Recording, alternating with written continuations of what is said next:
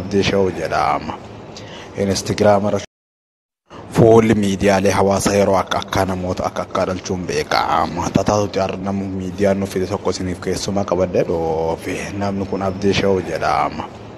Instagram shufeera ta'uun hojjechuu jira. Waan inni hojjechuu jiru halkaniif guyyaa uummata Oromoo bira fudhatama qabaachaa dhufuu isii dubbatama. Hanga ammaatti waan inni hojjete kana Oromoon bal'inaan keessatti hirmaachuu baatus inni halkaniif guyyaa hojjechuu jiraatu arge. Namoota akka namoota dandeettii fuul miidiyaalee hawaasaa irra qabanii fi kan gaarii ta'anis hammi ta'anis dhufee yaada isaanii irraa qoodachuun maal akka jiru guutuu addunyaatti himoo jira.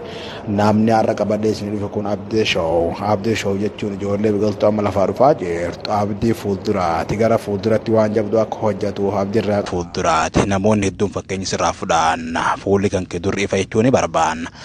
Namni kun nama jabeeffamuus qabu. Gaafileen isaas baay'ee namatti tola. Boqonnaa gaarii namaaf kenna. Sammuun namaa ni bashannana. Dabalataan immoo Abdiin jalqaba gaafa waan kana eegalu jechaadhaan Instagiraamii irratti gaafa waan kana shawuu itti kan ittiin eegale. Laayifii masaa hojjechaa ture. Garuu nama ajaa'iba yeroo muraasa keessatti dhufeeti namni deddeebi'ee ilaalee ajaa'iba dhimma jirra hundaa mootii kan jira akkamitti achi gahee inni ilaala sirgaatee.